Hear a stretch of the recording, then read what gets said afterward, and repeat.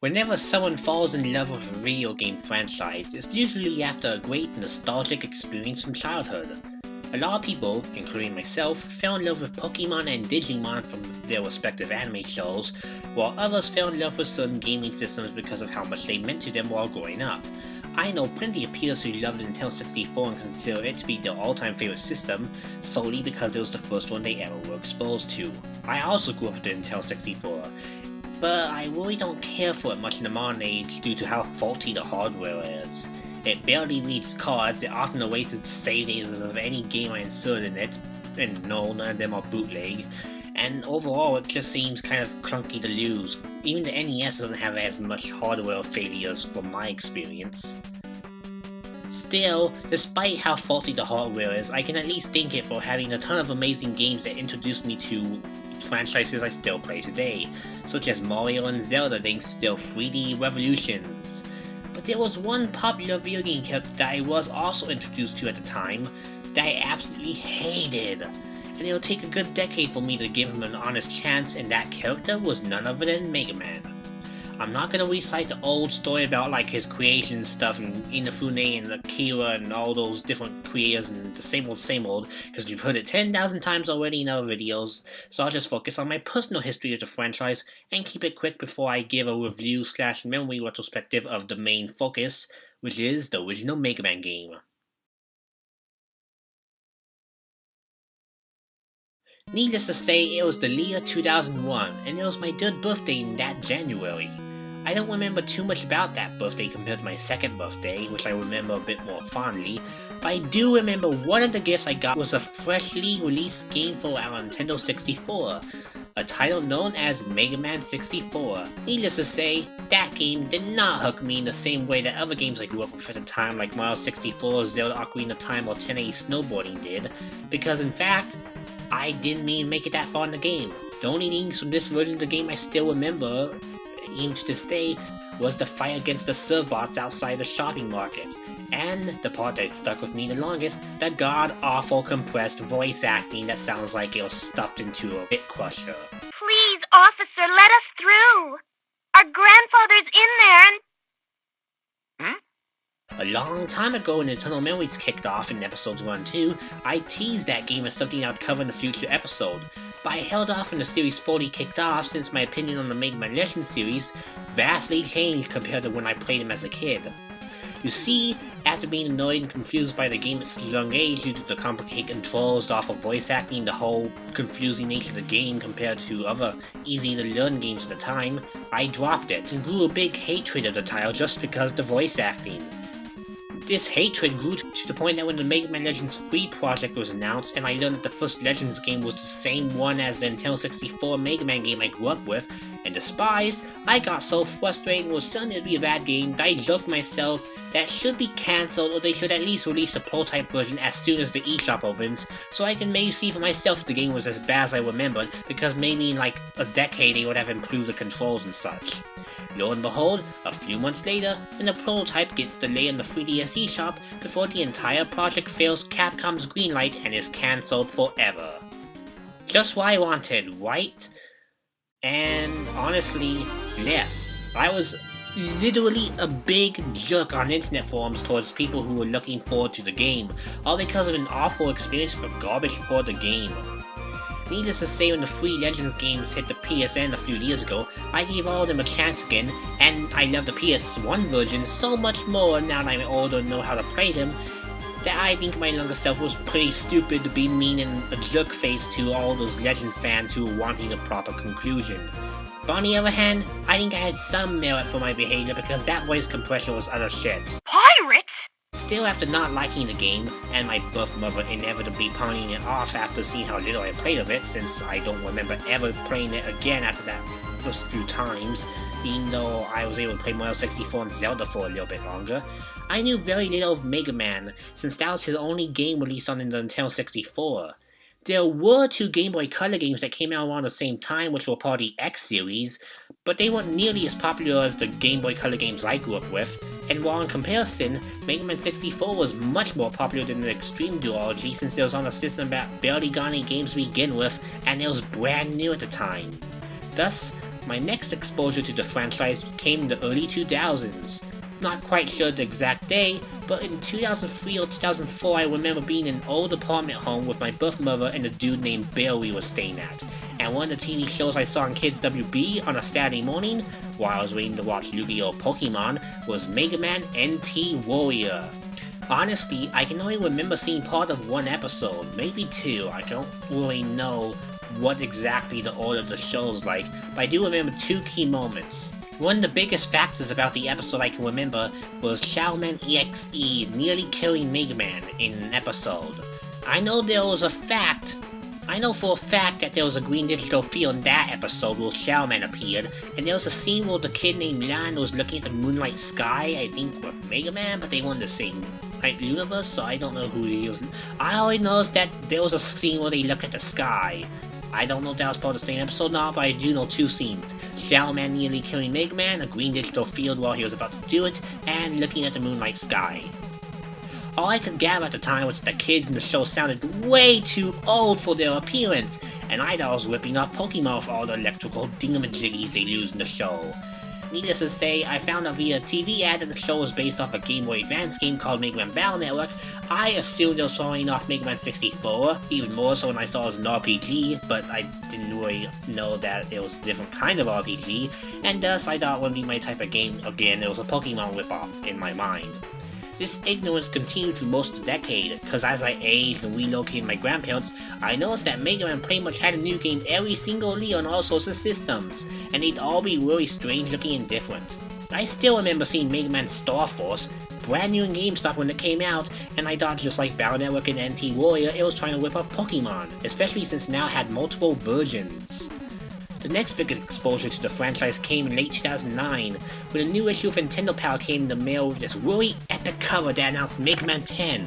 I still have this issue right here to this day. And yeah, it's $250, the subscriber edition, so let's check it out. All I know is down the back they advertised the crappy Final Fantasy spin-offs that Square Enix would give to Wii owners instead of real Final Fantasy games, and they'd also review Nintendo Virtual Console games, which at the time was how I basically got the assumption that any game with a hum or a grumble was an awful game, and because of how many bad spots on the DSi category there were in most issues outside of Nintendo ones, or generic puzzle games like, for example, the Sudoku in this issue, it made me reaffirm my confirmation that DSi was a crappy platform, which I still actually think is true to this day, despite how many other opinions I had that changed. And here it is, the very first thing related to Mega Man I saw in like a couple of years, because Star Force was like in 2007, I think this was 2009, the end of 2009. And yeah, I was disappointed to say the least when I saw that it looked like a generic pixel art game, even though it was coming to the WiiWare. And needless to say, that alone made me not want to buy it because, it looked way different than the Mega Man games I saw on TV and played. It was not clicking for me, it looked generic. And once again, I brushed off Mega Man as nothing special and promptly ignored the full game when it came out in 2010.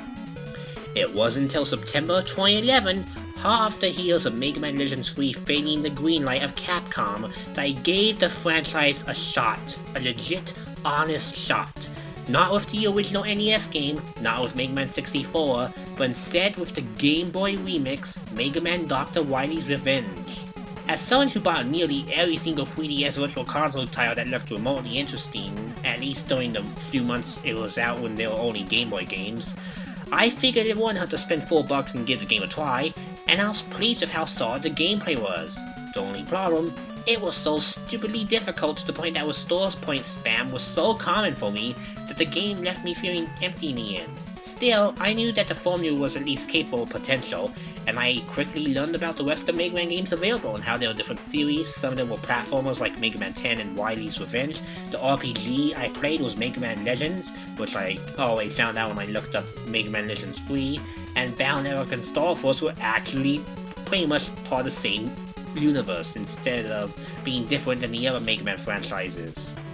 So that Christmas, I bought Mega Man 2 for iOS, which I mentioned in the last Internal Memories episode. And then in early 2012, I bought Mega Man 3 on the Wii Virtual Console since I heard it being considered one of the best Mega Man games next to 2. Those two titles quickly made me regret ignoring the character for half of my life. So I was even more excited when they announced later that they would release all the Mega Man NES games once a month on the 3DS eShop, so I could play 2 and 3 on the go while also playing the 1st, 4th, 5th, and 6th for the first time ever. And with Capcom re-releasing as many Mega Man titles as they could on the Wii U Virtual Consoles, I became familiar with nearly every single game in the series in just a few years.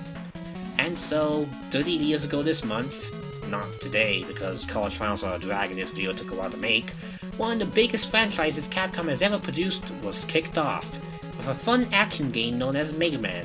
Just Mega Man, that was the original game's name. So let's take a look at the game that started all as I share my memory of the very first playthrough of this title from 2012, and share my memories of more modern things I noticed while playing this game for footage and over the years. I swear I'm forgetting one more early encounter with the character I had right after Star Force but before 10 though.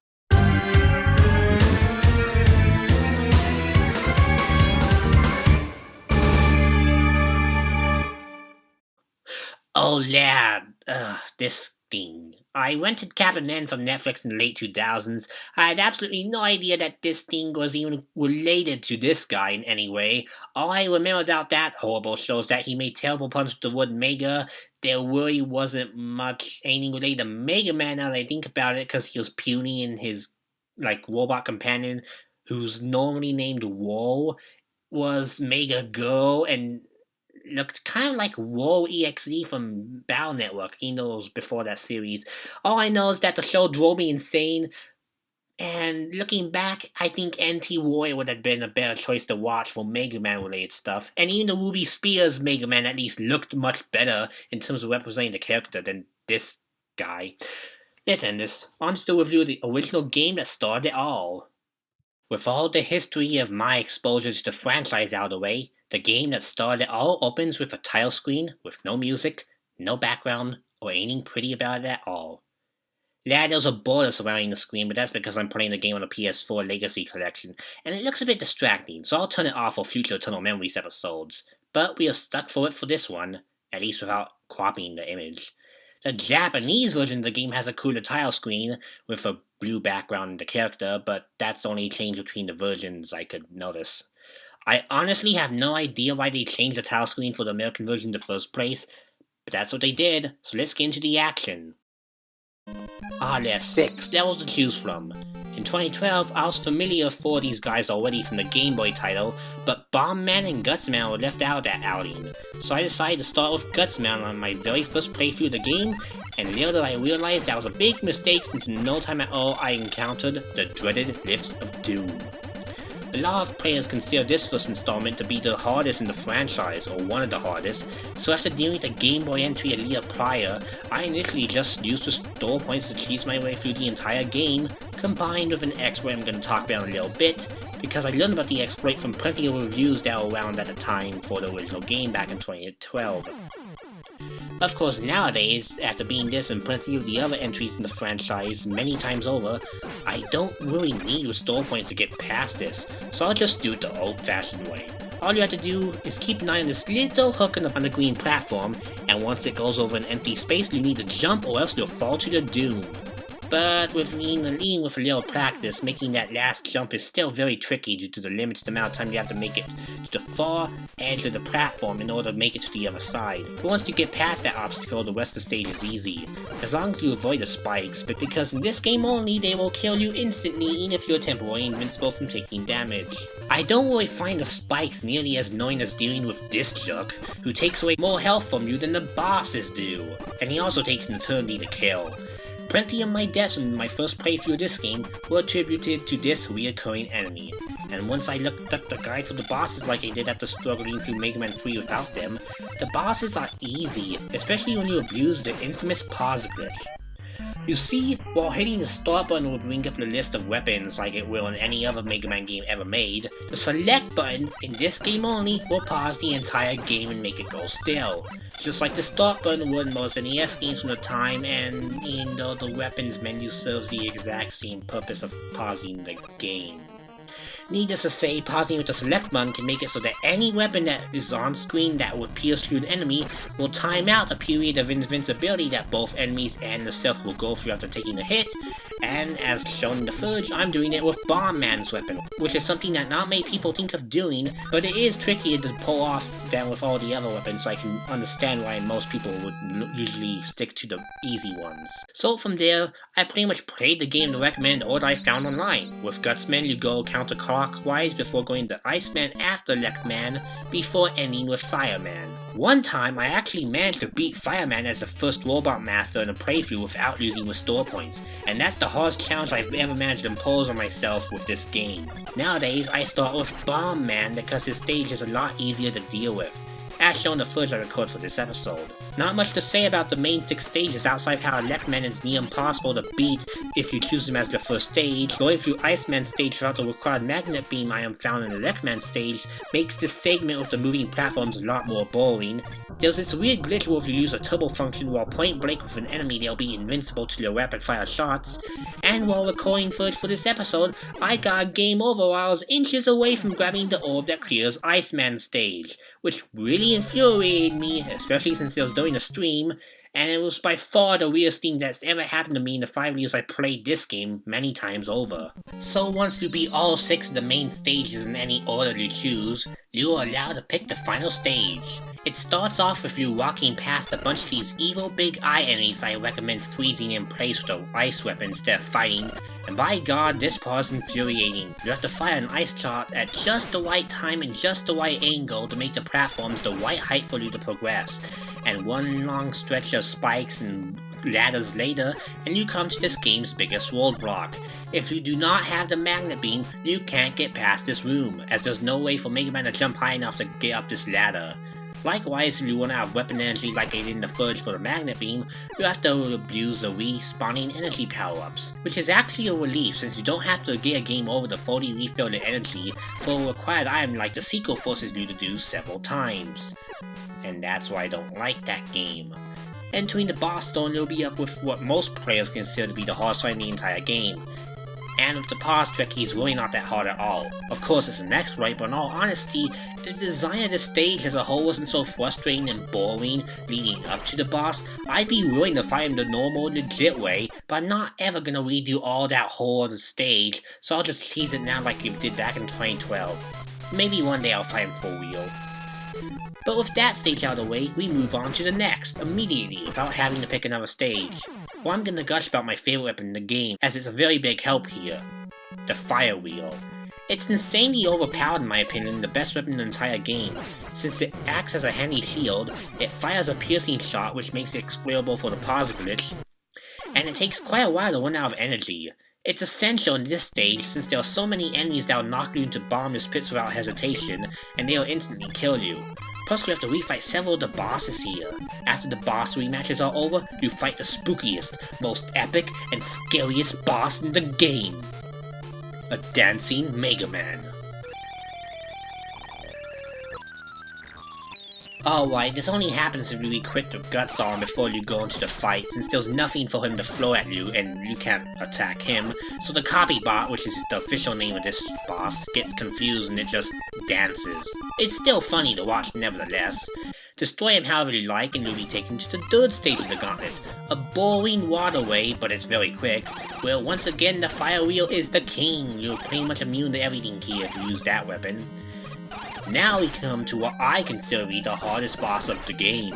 Even with exploits, he's still insanely difficult, because you can't really pierce him like you can the other bosses. If you fail to throw those blocks in the center of the room at the machines that pop out of the sides of the walls, they'll get faster and faster, and if you don't kill them with the blocks when they're the fastest, you won't be able to kill them in time because they'll more than likely run into you and you'll lose a lot of health. It's very important that you save those blocks until the very end of the fight so you can take care of those things in a single hit without taking much damage. And, wow, the game went by quick. Only an hour of recording footage and we're at the final stage of the game, with another set of boss rematches. This dinky that's nowhere else in the game, and the final boss.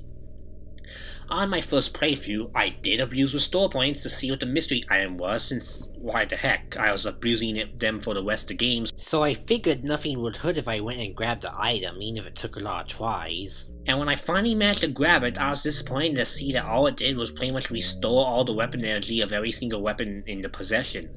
It pretty much did the exact same thing as the M-Tank in later games, and it was a common trend in the NES Capcom games at the time. Needless to say, the Lost Key is worthless, as a continue will do the exact same thing, because it'll refill all the weapon energy and the health and lives, and it's a lot faster. So now, already, we come to the final boss. Fading into existence is a gigantic machine that'll fall apart in no time at all, even with a second form. In my original playthrough, I took it down with restore points, the pause glitch, and the fire wheel. But here, I just used the luck beam and pause trick to get the fight over with, because I was actually speedrunning this against a friend, and it was a casual speed run. I had to go bed, and therefore I just teased the fight because I need to get it over with. Shooting down his machine, the Doctor flies out of it and prays the Mega Man as his new god and savior, which leads to a content Mega Man turning into Astral Boy for some reason, as he walks home to a Santa Claus imposter and a girl. Aha! I knew that I could make a Christmas reference considering the timing of this episode. So yeah, Merry Christmas, and that covers my memories of the overall franchise before I actually played it, and the original game that started it all. Not much to say about the original game, because it's not nearly as fun as the later entries, but I do like it a lot more than Mega Man 2 and Dr. Wily's Revenge by a long shot, solely because it's more fair, and it's challenging but fun. I mean, especially for the experimentation you can do and the fire wheel being awesome. The game does lack any sort of save feature, however, which does put off a lot of people from checking the game out, even with modern re-releases like the PS4 Legacy Collection that allow for save states and whatever you please to lose in these games. Honestly, as someone who beat the entire game in one sitting to get footage with a retrospective, it really isn't that bad to play through the game in one sitting, and I was even wasting a friend to accomplish the task, as I mentioned earlier. It's not nearly as long as the later games, which are a chore to finish in one sitting, even with passwords, so I don't think lacking a password system in this game is really a fault. It can be beaten in under an hour, especially if you know what you're doing, and even if you don't, that pause trick can help you out a lot. It's just so fun to abuse. But yes, this was a rough episode to make, mainly because I completely missed the anniversary date for the game due to real life circumstances and a busy review queue on the Seafoam gaming website. But it was very fun to look back at the many times I could have gone into the Mega Man series, only to ignore it for one silly reason or another. All thanks to that god-awful Nintendo 64 port of that game.